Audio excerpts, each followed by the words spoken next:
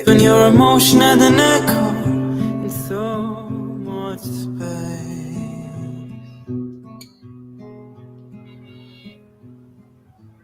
When you out there without care, I was out of touch. But it wasn't because I didn't know, no.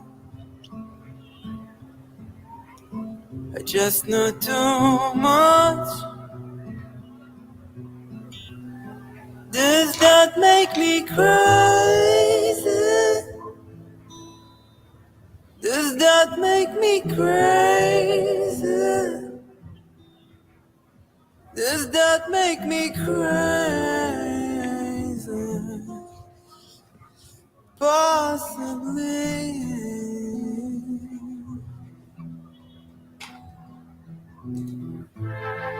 I hope that you're having the time of your life. Think twice. That's my only advice.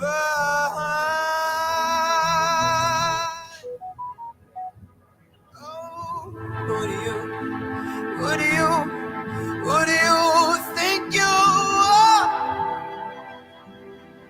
Oh, bless your soul.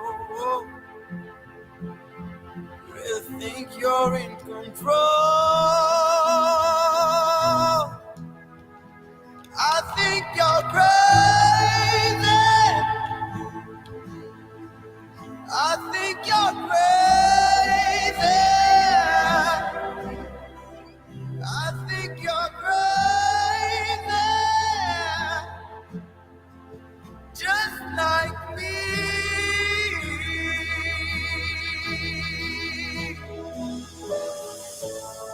My heroes had the heart, lose their lives out on the land. And all I remember. Hey guys, a very good evening to you. Thank you so much for taking the time out of your very busy schedule to spend a few moments with me here on SML TV. I'm over here at Simoson building. I stayed back a little late tonight because I had it on my heart to share something with you. And you know, as is my custom, anytime I feel led, anytime I feel the unction, anytime I feel the proclivity or the inclination to share whatever it is that's on my heart, I switch on the lights, I turn on my camera, boom, we're in business, and here I am. Before I continue, a few shout outs to you this evening. I know I haven't been here in a while, and I want to do the right thing, and that is to say hello to you guys. Somebody says the video quality has improved. I'm glad to hear that. Please tell me in the comments below if my audio is loud and clear so that we can get this proverbial show on the road. Tell me now. Somebody says loud and clear. Thank you so much. Who is that? That's Banda. Thank you so much. Here it is. Long time uncles. We miss you. Well, thank you. Thank you for being with me a few moments. I will not keep you long. But I do think that there are a couple of things that we need to talk about that are important, nay, that are pertinent as it regards Zambia's welfare, Zambia's peace, Zambia's stability, Zambia's tranquility. And of course, my voice is just but a whisper in the wind. My voice is merely a drop in an ocean, and in an endless ocean, but it is a voice nonetheless. And don't let anybody ever diminish your flame. Don't let anybody ever tell you that you are unimportant, that your voice doesn't matter. If you've got something to say it. Okay? Especially in this dispensation. Of course, there was a time when we couldn't say what we wanted to say. Let me also very quickly tell you that you guys have no idea how liberating it feels. You have no idea how loosening it feels to be able to provide some form of checks and balances as it regards the PF, because there was a time you couldn't whisper a word of opposition. You couldn't whisper a dissenting thought. You couldn't whisper a divergent view, especially here where I am at Simoson building. I'll never forget during the run-up to the 2021 elections, I got a phone call from Honorable Gary Nkombo. And of course, this was before the UPND won the elections in 2021. This was when the PF were in power. This was when the PF thought that their flame would never be extinguished. This was at a time when the PF felt that the sun would never set on the mighty PF empire. They thought that they would rule and reign for 1,000 generations. And right before the 2021 elections, I received a telephone call from Gary Nkombo, and he said, well, we need to see you. I said, sure. So we met at a undisclosed location. I sat down, we exchanged pleasantries, we talked for a little bit, we talked about our families and how business was going. And finally, Gary turned to me and he said, well, we want you to run for mayor on the UPND ticket. For a moment, I looked at him and I was almost embarrassed to tell him that I'm honored. I'm honored and flattered that you would even consider me in my name. But there's a bigger picture to this thing. I said to him, Gary, if I were to accept your offer, given the locale of Simoson, given where it sits, given where Simoson is positioned, because as you know, Simoson is literally at the apex of political turmoil within the CBD. I mean, we are right smack dab in the middle of chaos. Now, notwithstanding, Simoson was the first business that opened this area up. Before there was City Market, before there was any such thing as Simon Ware Lane Market, before there was any such thing as any of those, Simoson in 1987 opened the doors up for the economic activity that we see here now. And I looked at Gary, I said, given the position that Simoson sits in, if I were to accept your generous offer, and I'm flattered that you would even say that to me, the moment I put on Facebook, kuti wa UPND na wanchita offer, njimine bumea on UPND ticket here in Lusaka. I looked at Gary, I said, Gary, by the time I would get back to Simoson, Simoson would be burnt to ashes. And the police, under a PF regime, under a PF government, would have done nothing.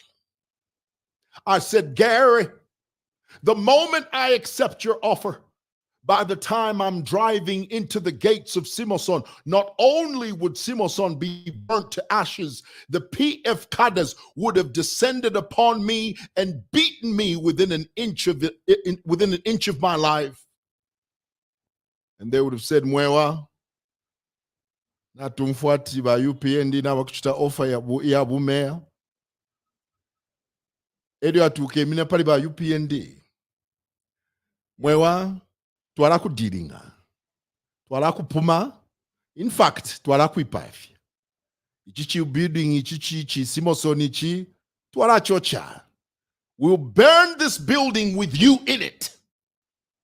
I looked at Gary and I said, Gary, that's exactly what would happen. I said to him, I said, brother, I love this nation with all of my heart, but I'm not willing to die for Zambia at this stage. This isn't Zambia 1932. This isn't Zambia, colonial Zambia 1961. This is Zambia 2021, and I'm not prepared to die for something that our forefathers have already died for.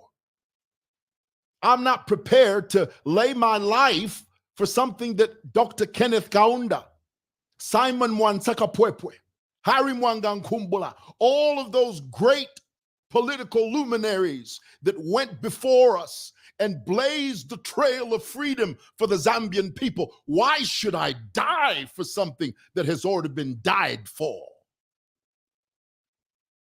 I looked at Gary and I said, Gary, thank you, but I'm not prepared to die for something that's already been died for.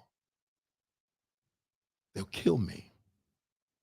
They'll destroy the legacy of Mwewa, and I will burn underneath it, and the police will do nothing.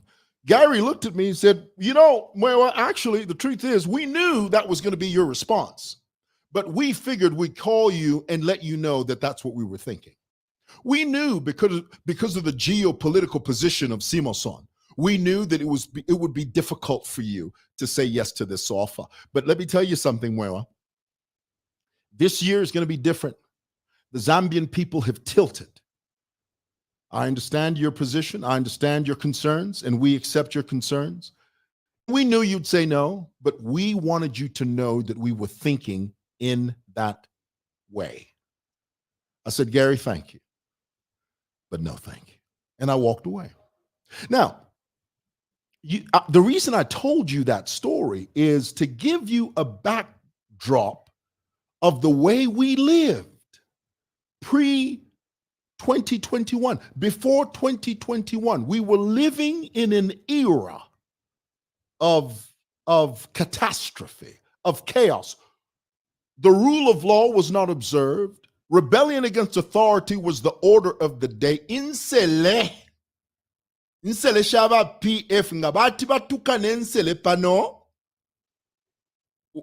no mubili wauma. That's how we lived. And so here it is, 2021. The Zambian people said, no, we don't want to live this way anymore. We're going to turn over a new leaf. We're going to give Hakainde Hichilema and his team a chance, an opportunity to serve, to govern, and to steer this nation in a completely different direction. And that's what we did. Now, notwithstanding the economy and the state of affairs that HH and his team had to contend with, it was bleak. I mean, it was catastrophic. It was like trying to piece together a broken glass that has been shattered in 1,000 little pieces. But here it is, HH and his team have painstakingly, very, very methodically, very, very magnanimously putting the pieces together, one by one by one. Granted, they're not perfect, but they're a whole lot better than those scoundrels we had before 2021. Now, let me digress and talk to you about Lungu's decision to return to active politics and what that means and the implications of such a move. We all know Lungu, when he first declared and he wrote to the secretary to the cabinet and said, hey, listen, I'm throwing in the towel. I've done my time. I've served twice. I've been sworn in twice. I've been elected to presidential office twice. The Zambian people have given me an opportunity twice. I've run my race. I've done my time. It's time for me to step aside. In the words of Beyonce, it's time for me to step aside to the left, and let somebody else take over. Let somebody else take the reins. Let somebody else step up to the plate and do their thing. And when they're done and when their tenure is up, they will have to set aside themselves in the same way that I've done it and pave the way for brand new leadership. That's a circle of life. When Lungu wrote that letter to the secretary to the cabinet and said, I'm done with politics, immediately, as per the constitution of this great nation, Lungu started receiving a salary, holiday once a year paid for by the state, health insurance, transportation, fuel, Everything that you can think of and every small amenity that you can think of was taken care of by the government. Why? Because he was a former head of state and rightly deserved those perks. Rightly, because he served twice as president. He served this nation. So he deserved all of those perks that were coming his way. But then somewhere along the line, you had people like Rafael Savimbi Hijaka, insane Nakachinda. You had people like Bowman, unhinged Lusambo. You had people like Kampyongo. You had people like Given Lubinda. You had people like all these despots surrounding former President Lungu, started whispering in his ear and started telling him, no, boss, you need to go back. How else are we going to sustain our lives but for you? How else are we going to regain our positions of power and influence but for you? How else are we going to grab this nation by the throat once again and choke the life out of it but for you? We can't do it without you. So, Balungu, the best is just withdraw that letter. Bamumbipiri nabo on the way ku courthouse kulya bale balungu balembere nkarateyo, just go and withdraw that thing. The whole time this was happening, the only thing that was on the people that surrounded Balungu's minds were gaining power, regaining power by any means necessary for the sole purpose of self-aggrandizement, self-service, and a return to power because they missed their way of life. That's all it's about. It's got nothing to do with loving the country. It's got nothing to do with trudging and pushing this nation forward. It's got nothing to do with the betterment of the Zambian people's lives. It's got nothing to do with lifting this nation up out of the miry clay of debauchery and placing it on a higher ground. It's got nothing to do with that. It has everything to do with me, PF, power, power. That's all. But because Zambians are so dwanzy, that's why people like Balungu can come to you and say, no, I learned my lesson. I was talking, when I was the president, I was always talking about me. I. Now I've changed. We're going to be talking about we. Me and my colleagues, we're going to come together. We're going to get back this nation, and we're going to be talking about we. Obu fifie weka. Obu fifie. If I've ever heard an untruth, it is that untruth right there. Lelo, balungu balandiati. I'll stop thinking about I. I'll only be talking about we. That's not true, Mr. Former President. That is a lie, and you know it. You are lying through your teeth, and the truth is not in you. Try something else. Don't try that. And then, a short time afterwards, we started hearing Balungu say things like, I was a top-notch lawyer. He wasn't. He may have been a good lawyer, but he was not a top-notch lawyer. The word top-notch means first class. Balungu may have been a good lawyer, but he was far from being a first-class lawyer. We've famously heard John Sangwa talk about the incompetence of Balungu when he was a lawyer. This was way before the presidency ever brushed his shoulders. This was way before Balungu I don't even think there was ever a time that Balungu had the ambition to be a president. Never. Balungu has never, before 2021, While Lungu never, ever looked in the mirror and said, you know what, I could be president. And the path to the presidency is this. And if I position myself cleverly, I make a few connections, I could become the president within 3, 4, 5, 10 years. There was nothing like that.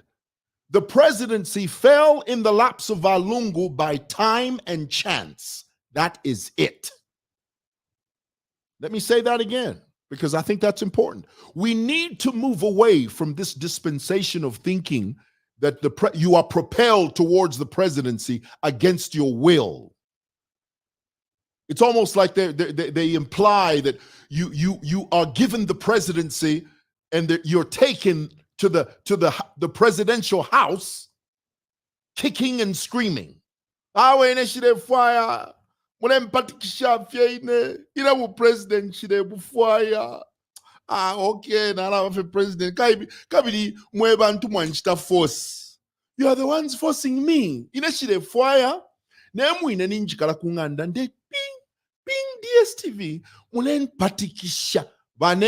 Let's move away from that archaic thinking. Let's move away from that slave mind thinking. Let's move away from that self-aggrandizement thinking where you think that the presidency is placed in your lap and that you are propelled towards the presidency against your will. Nonsense. Foolishness. We must now begin to teach our people that there is a predictable path to the presidency. That if you want to be president, be intentional about it. Make a plan for it. Have a vision for it. Lungu had none of those things. Why? Because the presidency fell on his lap by chance and by luck. That's all. That's the truth. That is the absolute truth. And my point is this.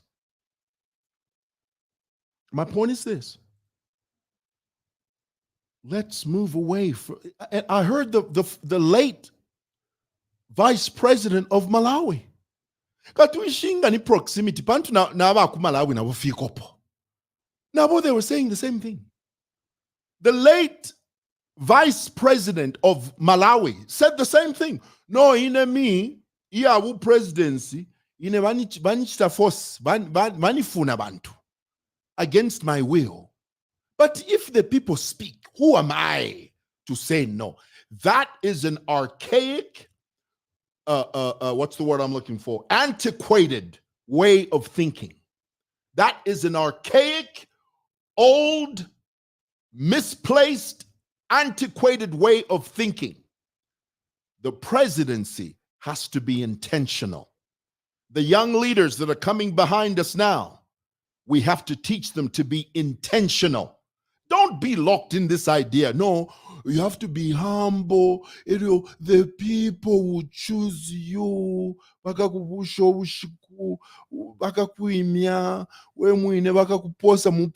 No. Be intentional. Because when you're intentional, you have a vision. When you have a vision, you've got a plan. Do you understand that? Let's move away from that foolishness. So here it is, Lungu.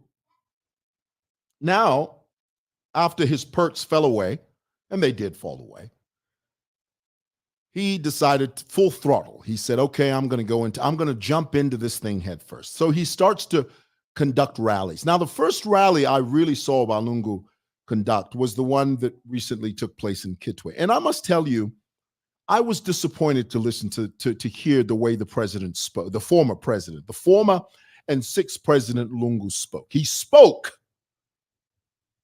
and I have to be very careful with my words because I'm talking about the former head of state. He spoke as if he had never been president. He spoke as if he was someone that was just picked up along the road and they said, hey, listen, we're going to a rally. You want to come? And he spoke like someone that said, what are we going to talk about? Oh, it doesn't matter. Just go up there and say whatever comes to your head. He spoke like someone that took the stage and just started blabbing. He just started talking. No plan, no structure in speech. Now, you see, to some of you, you may say, well, that's what connects with the electorate. Yo, uyu mambalo uyu ngale njipisha ifitule pitamo efinga tatwa pitamo ngale njipisha ine. None of that sounded like someone that had served 7 years in the presidency. 7 years. With all of that polishing, with all of that presidential opulence, with all of that association, rubbing shoulders with heads of states from different nations and different personalities, with 7 years of presidential experience tucked under his belt, he steps up onto a stage and he starts to talk like an amateur politician? No, come on. That's not appealing. It's nothing of the kind is appealing. In fact, let me say it's off-putting. You know why it's off-putting? Because the Zambian people have raised the bar of leadership. Ooh, that's a good one there. Let that sink in.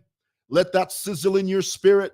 Let that marinate in your heart. Let that wallow around in your cerebellum. The Zambian people have raised the bar of leadership. And so when we hear presidential candidates talk like Dibaka Ponya, that's cause for concern. The Zambian people need to sit up and say, no, former and sixth President Lungu, you can't talk like that.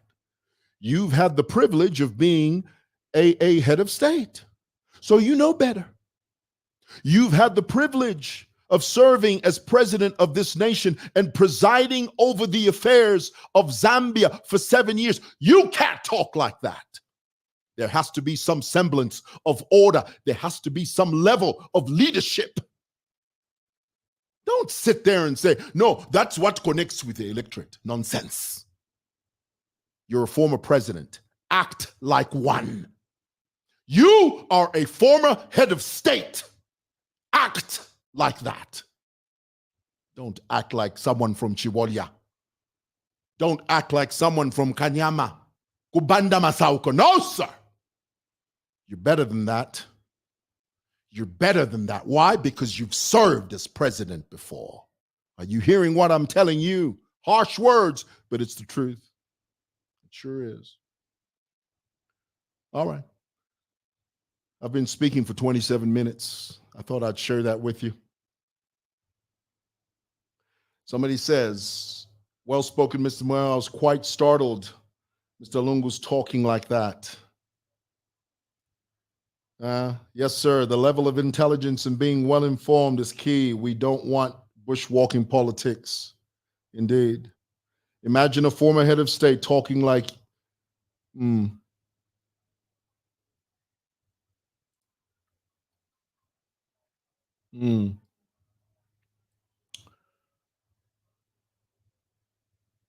Yeah. All right. I thought I'd share that with you guys. I'm going to go home. God bless. Thanks for watching. Good night.